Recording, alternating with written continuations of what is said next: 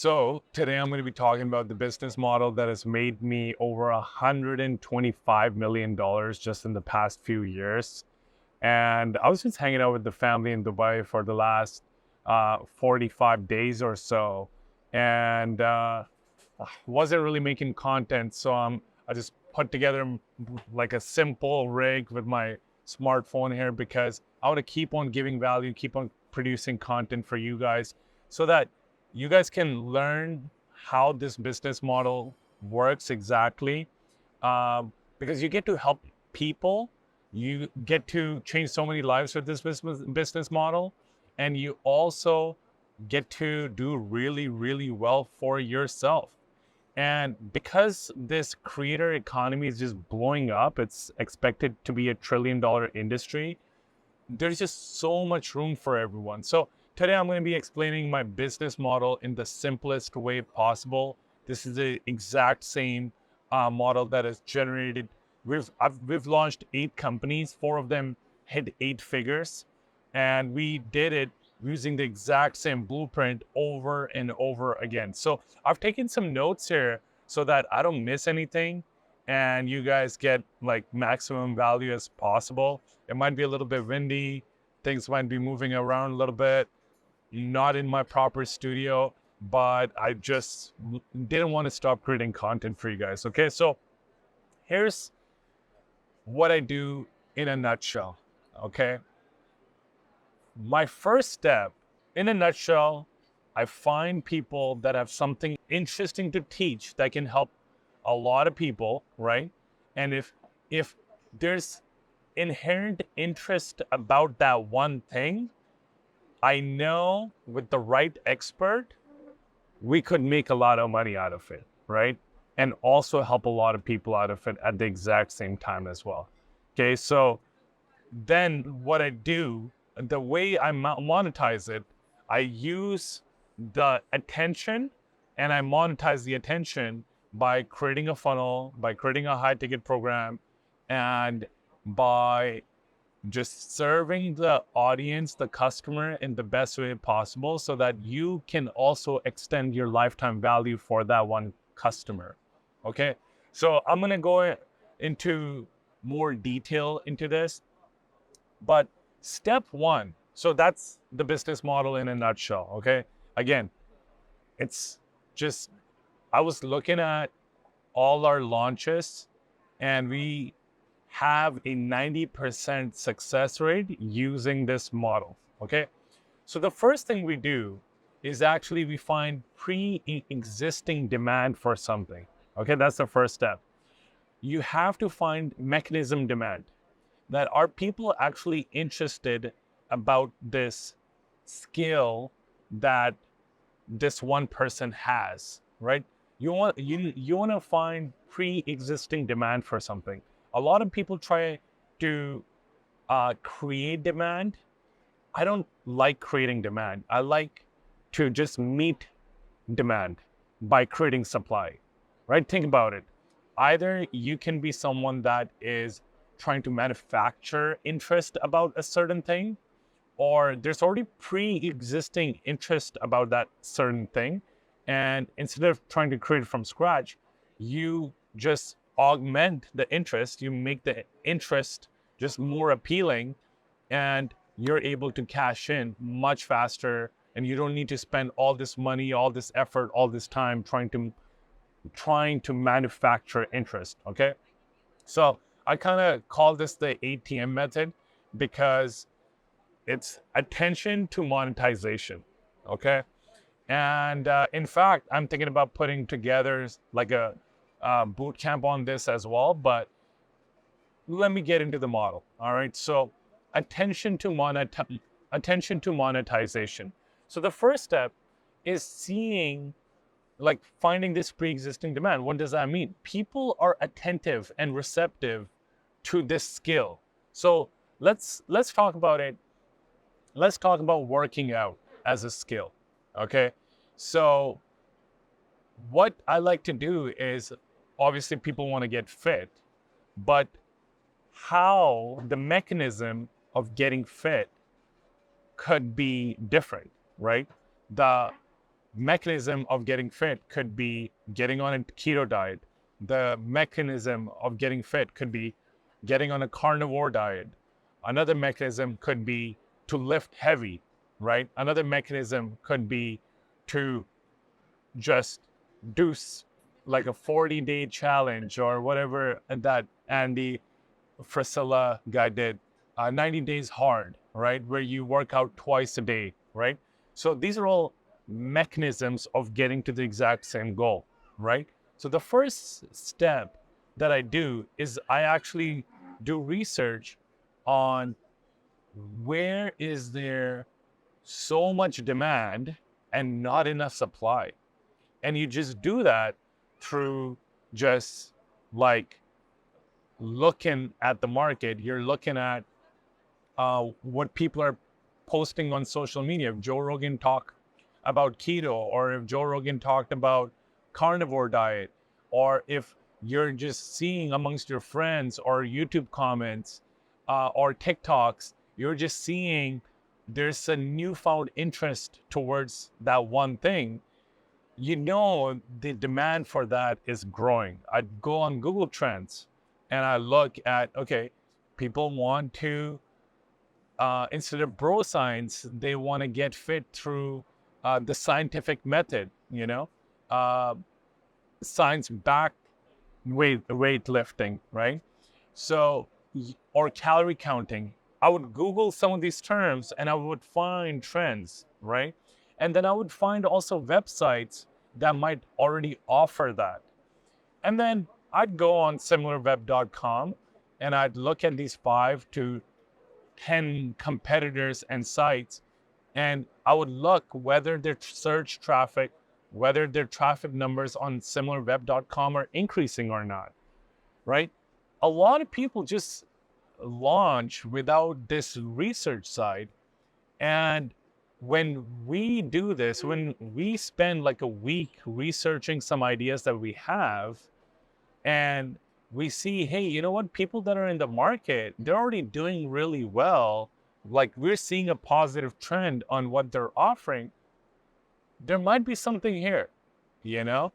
And sure, I may not be the first one. I may not be the second one. I might be the third one. When you're the second or third one, your risk of having a 7 or 8 figure success goes down dramatically because there's already product market fit, right? So this is exactly what we did whenever we launched products, right? That's the first step. We saw, were people in the market, is this market growing? Were people in the market, are they having more traffic on their website? And when we did that, we just had these huge home runs. And there's still part of the formula I'm going to tell you more about, but this is how we launched a agency program that became the top selling agency program on the planet, right? We saw our barometer at that time was Tai Lopez, and we saw Tai Lopez was having a lot of success with his SMMA program, and we decided to supply it as well. Now, I'm going to tell you in a bit, later in this video, why we were still able to scale, right? When you already have competitors. A lot of people think competitors are bad. No, that's not true at all. Competitors are really good, okay? Because it proves product market fit for you, right? So we did the same thing with the agency program. We did the same thing with the Kindle program. We did the same thing with the Amazon program. And we did the same thing with the health program, which is why they all became 7 or 8 figure offers, okay? Now, the second step is, let's say, now a lot of people think, okay, cool, you have a competitor, maybe you shouldn't launch that. No, that's not true. A competitor is very helpful. In fact, some of the best friends you will make in the world of business are going to be your greatest rivals, because no one else is going to relate to you, to your struggles, to your marketing struggles, operation struggles, in the same way as your closest rival. So your rivals can turn out to be some of your best friends. In fact, that's very true with some of the offers we've launched. Even though we've launched an Amazon offer, Airbnb offer, health offer, fitness offer, I'm friends with some of our competitors, like very close friends. And when our numbers are up, we message each other like, yo, it's been a good month, eh? And they respond back like, yeah, it's been a good month. Or the other way around, it's like, it's been a bad month, like sad face. And that happens at these levels. You don't really get to 8 figures without that camaraderie, right? So competitors are good because you will get feedback on what's working and what's not working. But secondly, the way I do it is if Ty Lopez is having a lot of success through uh, he's capturing attention on one channel, my opportunity is to capture attention from another channel.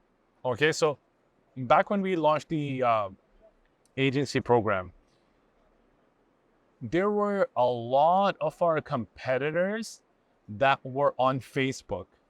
Okay, the only person that was on YouTube was Ty Lopez. And there were like 20 people on Facebook, but maybe 1 or 2 on YouTube. And that's when we doubled down on YouTube, a completely different platform and audience, and we just crushed it. We hit 10, we hit 8 figures with that offer. We started doing $1 million a month just a few months into the game, right? And we did the same thing over and over again, launching on a different platform, and also changing making your mechanism a little bit more specific. So let's say if someone's having success with a keto offer, right? This is how you get fit or healthier through ketogenic diet. And you have another expert who's a ketogenic expert as well. You change it a little bit. So let's say if you're finding someone in the market is 30 years old and he's having a lot of success with the keto method, you can also launch with a keto expert who's 50 years old, right? And he's going to appeal to a much different market. He's going to, in fact, appeal to the baby boomer market, which has a lot more money in the pocket, right? So learn from your competitors, right? So that's really step 1. Now, step 2. So you've done the research side in step 1, and you're finding pre-existing demand. You're finding your mechanism demand. Okay, that's step 1. Step 2 is finding the right creator for you. Okay, finding the right YouTuber, Instagrammer, author, basically a subject matter expert, right? And when you understand the market, you kind of know, hey, you know what? I know some guy, he's crushing it. He's 30 years old. I need to find someone who's like 40, right? I'm fine. I know this person is crushing it, being like a Caucasian male. I need to find like a female, right? Because I'm going to appeal to a completely different market. So now step 2 is you find the right creator for you. For me, because how did I find my creators? Just being in communities, being in Facebook groups. So for example, like if I want to find a creator in the health space, I try to be part of a health community where there's other experts there. I could also send a DM to Instagrammers. I could send a message to YouTubers, right? And you start this outreach process. And if you message 20 people, you will have 1 or 2 people willing to hear you out and willing to work with you, right? And that's basically what we did. And once your first one is your hardest one, but after you find, after you have a case study, your second and third are so much easier. Today with us, we've had creators that were making a couple of $100K a year, right? And we got him to a 8-figure entrepreneur level, right? They literally went from making $200,000, $300,000 a year to making a few $1,000,000 in their pocket, right? And it completely changed their lives.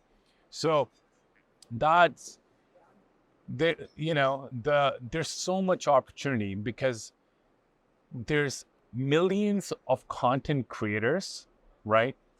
And most of them know how to get the attention, but they don't know how to monetize. And if you're a creator watching this, that's perfectly fine. Okay, you don't have to, you can. But your superpower is creating the content, right? And getting the attention. You need the business side of you to help you with the content side. And I mean, that's what we do with our agency as well. And we can obviously help out with that. But our process is now like finding a good creator. What are we looking for in a good creator? We're looking for someone who's very workable. It's getting windy here. Someone who's workable. We're gonna stay focused on this. Someone who's humble, someone who understands that, you know what, I am I'm a very competent individual. I can do anything maybe even, but I'm not gonna do everything. I'm gonna focus on what I do best, and I'm going to have someone else work with me to grow my monetization aspect, right? So that is we're looking for someone humble, someone who's workable, someone who understands, they got to stay in their lane, right? And we got to stay in our lane as well. And we're looking for someone who, and just workable, easy to work with, and looking to grow, right? And they want to keep on producing content because this is the winning formula: attention and monetization. You have your attention nailed, you can crush it with the monetization aspect as well, right? So that's step 2, finding the creator. And just looking at my notes here. Step 3 is really building the offer, all right? A lot of people ask, hey, what is the best way to, what's the best price point? Should I sell a $10 program or should I sell a $10,000 program, okay? And my first step with building the offer is you look at the audience, right? If you're selling to people that don't have much disposable income, if you're selling to kids, go low, obviously, right? If you're selling to people under 18, maybe don't even sell them anything. Maybe don't even go after that market because they don't have credit cards, they can't pay yet, right? But if you're going after a market that has healthy disposable income, that means they've got money, they don't have time. And when you're time poor and asset rich or money rich, then they're willing to spend money for more hand holding. Okay, so that's how we build our offers. We first look at the audience and we see, okay, cool, they've got disposable income. Let's not waste their time. Let's actually give them something that helps them out, right? Helps them out with their time. So if they don't have time, but they want to get healthy in the best way possible, if they want to get fit in the fastest way possible, right? Then we would just pair them up with a nutritional expert as well as a workout expert, right? Like a personal trainer and a nutritionist. So you do a 2-in-1 program for that person. And yeah, it's not going to be the cheapest program, right? It might be a $10,000 offer for like a 3-month thing, but they've got money to spend. And when you've got 2 people focused towards that goal of theirs, the probability of success is much higher too. So when you have a content creator or a creator you partner up with, a lot of trust just comes through that, right? So already you're not starting from scratch. You've already got credibility because this person has been creating content for a long time. And they are going to be able to appeal to their pre-existing audience. Okay, so that's part of the money you're going to capture. But 90 5% of the money is going to come through ads, right? Through expanding the attention that creators already getting, right? So what you need to be, so what you do is so this goes into number 4, all right? Step number 4. You launch your cold traffic campaign, okay? But right before launching a campaign, you create a focus group of your best customers within a Facebook group, WhatsApp group, right? You get 20 people in there of your best customers, and you discover why they love this offer that you had, like that 10. So first you sell to your pre-existing audience, right? And let's say if you've got, let's just talk about YouTube. So let's say you get 1 million views. Let's say you get 1 million views a month on the YouTube channel. You might be able to make $100,000 to $300,000 from that official launch, right? Anywhere from 10 cents to 30 cents per view. When you make $300,000, that's great, but now you've exhausted your pre-existing audience. You're done, right? So now you need to tap into the other billion views that are available out there, right? Or the other 100 million views that are available out there. So, and think about how much you can capture there. So if he's getting 1 million views a month in his fitness channel, you can get 100 million views through ads. Now, the 100 million views, let's say you monetize 20%, right? That means that's about $20 million that's available out there in sales, for the rest of the year, right? So yes, you made 300,000 or you made $250,000, $300,000 in that 1 month, but there's also 100 million views, or there's also another $20 million that's out there. So creating ads is very important, and like reaching your audience the right way is very important, which is why focus groups are very important. You create this community, and from this community, or like this focus group, 20 people, you discover what actually works well, like why they wanted this product in the first place. You get down to their root desires, their pain points, what keeps them up at night, right? If you're 50 years old, your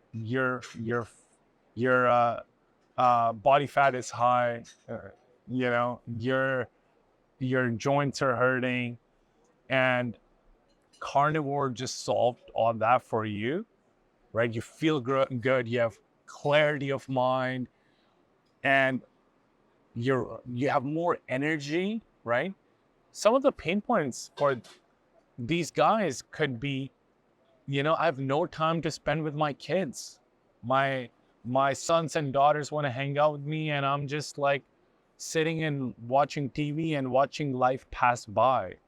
And I see some other 50-year-olds, and they're great, and they're running around, and they're happy, they're feeling optimistic about life. These are very strong like pain points that you can talk about in your marketing. So that is what you start out the ads with. You address some of the pain points right in the hook, right in the first 5 seconds of the ads. You decide your platform where you're going to go, right? You're going to focus on YouTube, or you're going to focus on Facebook.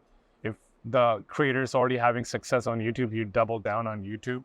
And yeah, you just run ads with very strong emotionally charged pain points in the first 5 seconds. All right. And then you build the rest of the funnel, right? So that's step 5. Well, step 4, build ads. Step 5, build funnel. So what does the funnel look like? We already talked about the price points. It really depends on the market, right? But the funnel can have multiple points. You can start with a low ticket product, right? So if you're running ads, one thing to keep in mind, it's completely different from warm audience. If you're running ads, it's cold traffic, right? So with cold traffic, it's top of the funnel traffic. People don't even know about you. With warm audience, they've watched 5 hours of your content, maybe less, maybe more. They've watched you for 5 hours. You're watching this, you're becoming warm, right?